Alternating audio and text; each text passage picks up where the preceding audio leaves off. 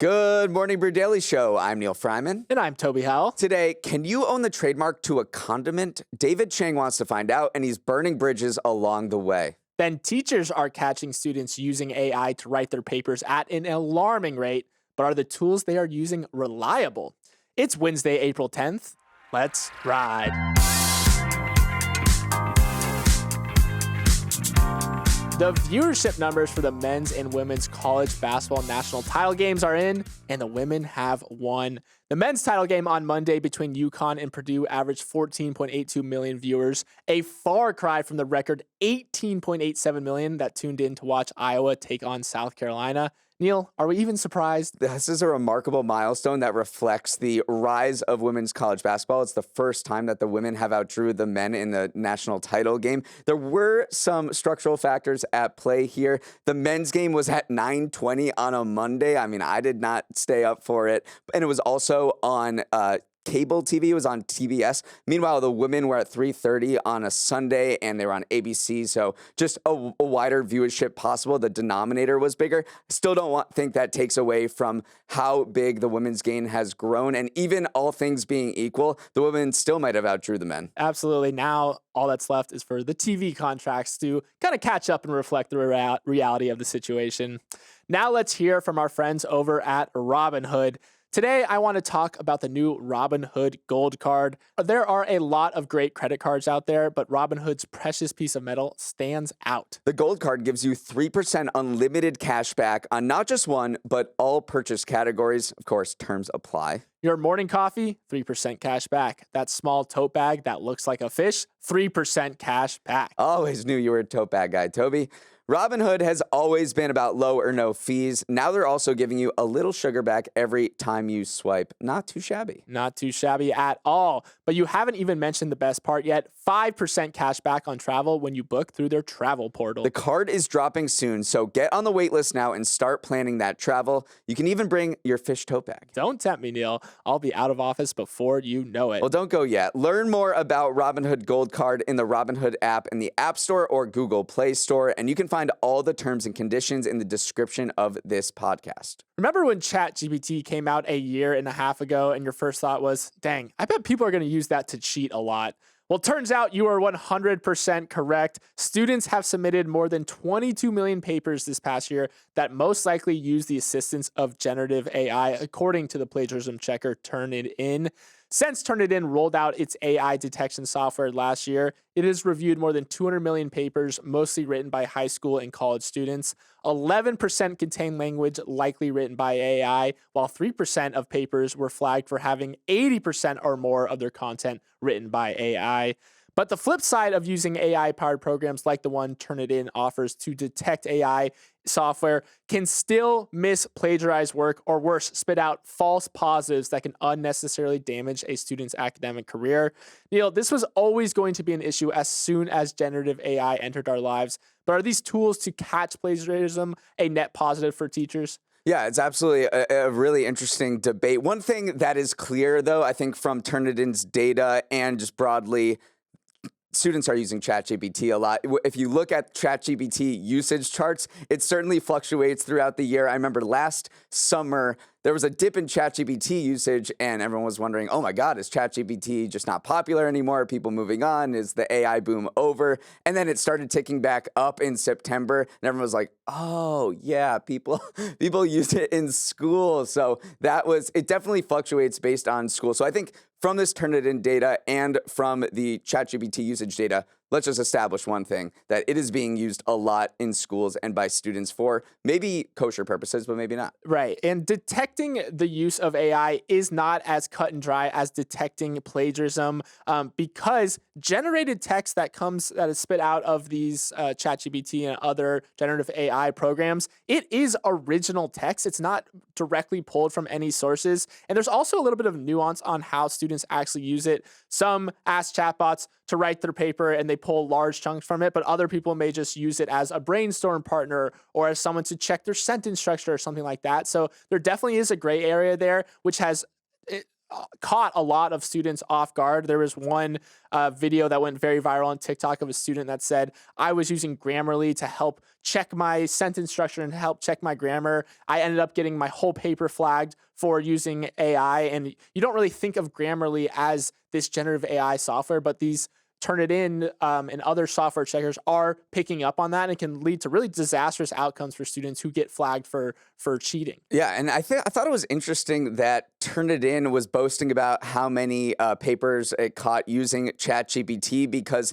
this tool has been under a lot of criticism by universities and colleges. It's been dropped by some really big names over the past year. Vanderbilt, Michigan State, Northwestern, University of Texas all said they were not using Turnitin anymore because of the risk of false positives. Turnitin said that it may flag 1% of all papers that did not use ChatGPT as using it. And Vanderbilt, in its blog post explaining its decision, said that, over the course of a semester, it may get 75,000 papers turned in, which means for the 1% false positive rate, you get 750 papers that were flagged as using AI that weren't. And as you mentioned before, there's no way of confirming that this was used AI. So it's literally your word against the student's word. And you're just in this weird position where you may say, look, student, you used AI, and they go, no, I didn't. But so the way you get around this is you just don't use it. Right.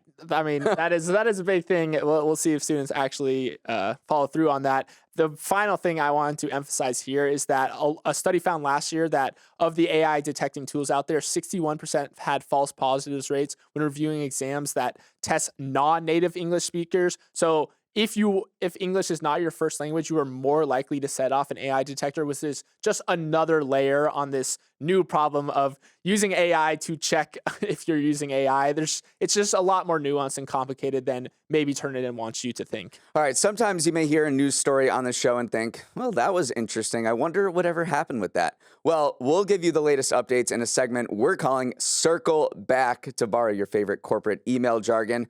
First, let's circle back to Boeing, whose safety culture is being put under the microscope yet again. A whistleblower went public yesterday, alleging that the sections of the fuselage for the 787 Dreamliner were improperly fastened together and could break apart mid-flight after years of service. Boeing said it knew about the issue, had fixed it, the claims were inaccurate, and that its 787s are 100% safe for flying. Still, lawmakers are not giving Boeing the benefit of the doubt and have already invited the whistleblower, a veteran quality engineer named Sam Solipor, to testify at a hearing on Capitol Hill next week to explain what he saw. And if that wasn't enough trouble for Boeing in one day, it announced miserable delivery numbers for Q1, 83 planes, down significantly from 130 last year. Feels like there's something new each day with this company. Yeah, Salipor's allegations are pretty not catastrophic for Boeing, but it is interesting to see what he's saying. The meat of his claims are that crews assembling the plane are failing to fill these tiny gaps of the manufactured parts that you have to put together to create a fuselage. These allegations aren't new. As you mentioned, the FAA has already looked into, they've halted deliveries of Dreamliners while it looked in the gaps. It eventually cleared it once again, but Salipor says he's seen some stuff that the FAA maybe hasn't. This is a quote from him. I literally saw people jumping on the pieces of the airplane to get them to align. By jumping up and down, you're deforming parts so those holes align temporarily, but that's not how you build an airplane. That is quite the claim to say that Boeing engineers were literally using their feet to jump up and down to fit the pieces together, but we'll see if that kind of passes up to the muster as he talks to Congress. Yeah, it absolutely is just another blow to the crisis of confidence for Boeing. The 787 has been under the microscope for a while now. It had to halt production for 2 years at this South Carolina plant. It's also the first plane that Boeing built where they farmed out all of the components to various suppliers across the country. They didn't build it all in-house. So they're getting all these huge components from various companies that are giving it to them. They're assembling it in South Carolina, and it has not worked out perfectly. This plane has had a lot of trouble. For our next Circle Back segment, Tesla has settled the high-profile wrongful death lawsuit brought against the company by the family of a father of two who died in 2018 after crashing into a highway barrier with the autopilot feature switched on. Remember, this was the crash that the National Transportation Safety Board investigated and came to the conclusion in 2020 that Tesla's self-driving system was at least partly to blame for the accident. It was a high-profile case that put Tesla's tech in the spotlight, especially the way Elon and the company markets it, which has been criticized for making people think it's safe to drive without needing to stay attentive to the road. But right as jury selection and the trial were set to get underway on Monday, a settlement was reached, and now Tesla can avoid airing out any evidence or testimonies that came up during the case. Yeah, this was big that Tesla settled it, because this trial would have given the public a view of the tech behind autopilot, which it certainly does not want to happen. But Tesla's self-driving tech is really the future of this company. It's not really making that many new cars anymore, which has hammered its valuation over the course of this year. So Elon needs to drum up support and enthusiasm for self-driving tech. One way he did that is saying that they're going to unveil robotaxi, which no one really knows what that means, but robotaxi, capital R, will be introduced on August 8th, and that helps Tesla's stock a little bit, because right now, if you look at how Tesla is valued at a company, its automated driving software specifically is valued at more than its auto business.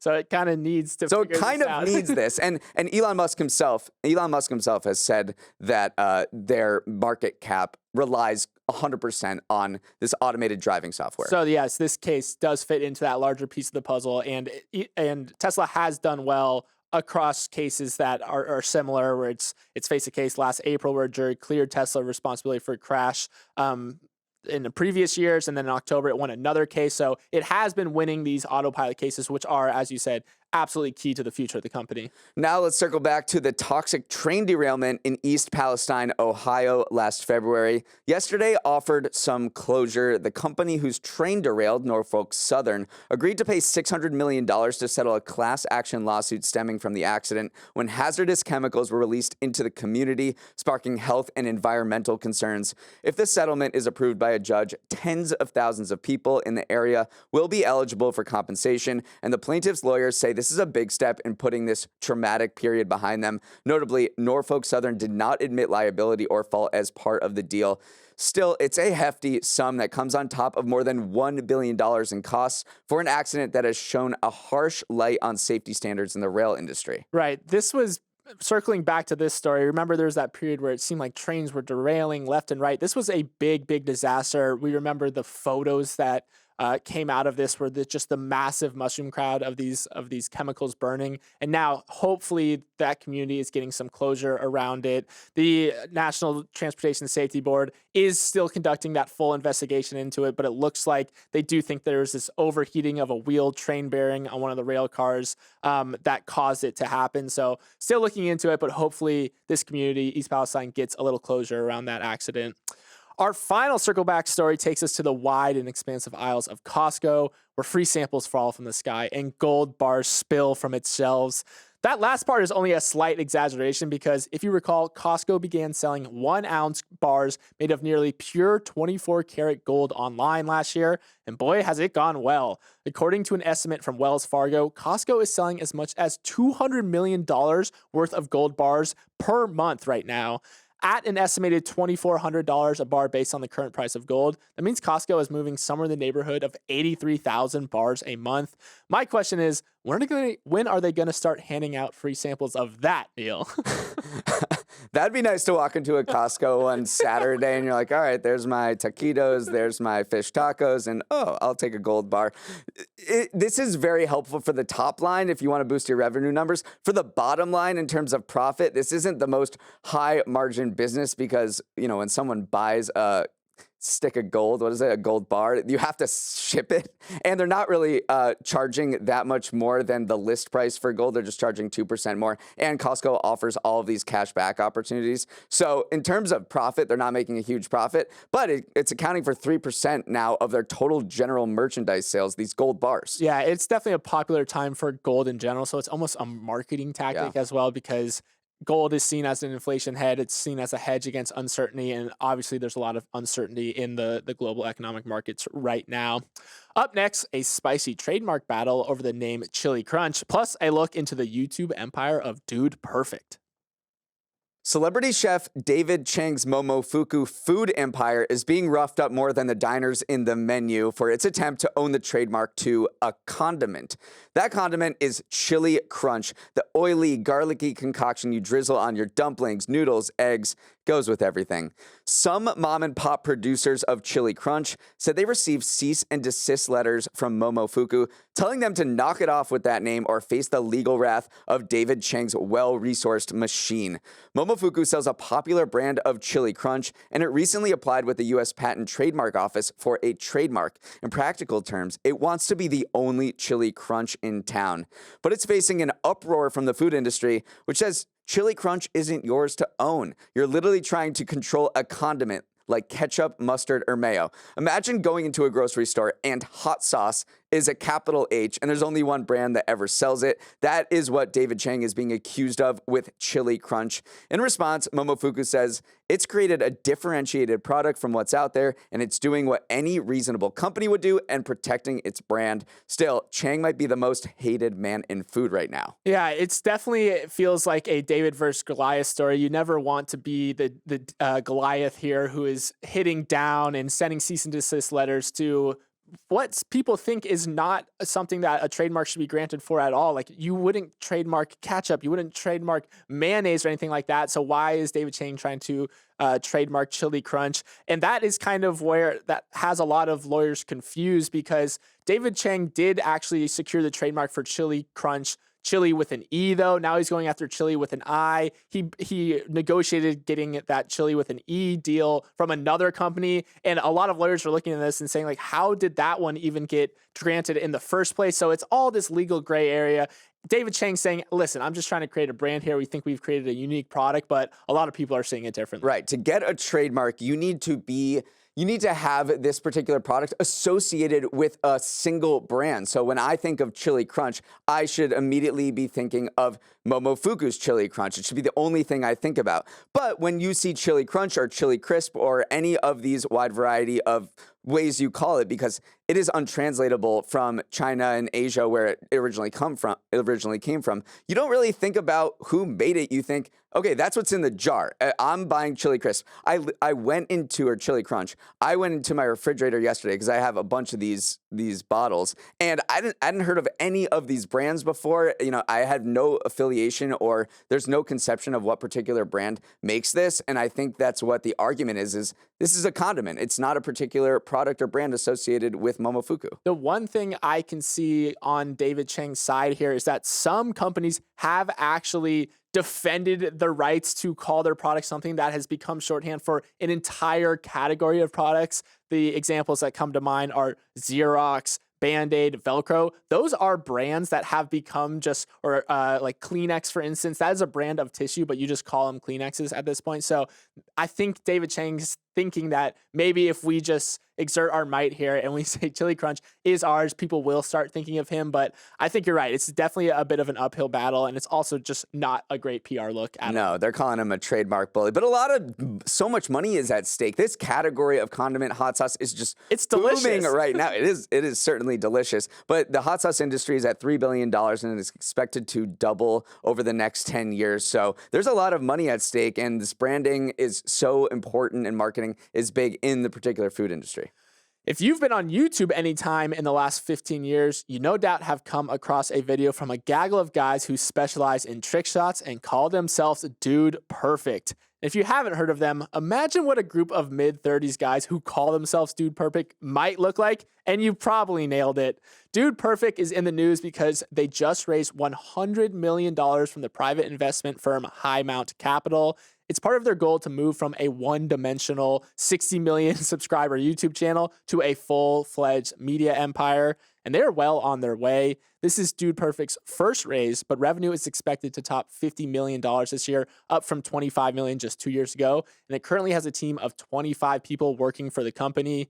Neal, Dude Perfect is one of those groups that is synonymous with YouTube. So it's interesting to see them take the leap into raising some cash to really try to scale this thing. Yeah, I mean, go back to 2009 in the early days of YouTube. It was just 4 years old, and they did this trick shot, the longest basketball shot ever, was it? At the time. Yeah. At the time, they were undergrads at Texas A&M. They went to Kyle Field, the football field there, and pulled off this trick shot, and it absolutely blew up. And they've just been carrying that momentum since with really smart business plays. I don't think they're one-dimensional on YouTube right now at all. They have their own smoothie at Smoothie King. They have a line of Nerf products. They have their own board game. They've been dabbling and doing things outside of YouTube because I think there's a growing recognition among YouTube creators. We've seen this with Mr. Beast, that YouTube has a ceiling. You can only make so much money. And you can make a lot of money on YouTube, but it's getting very saturated. And it's time, if you have a strong enough brand, which they think they do, it's time to become a fully fledged business and do more in real life activations. I can't believe I just said the word activations, Jesus.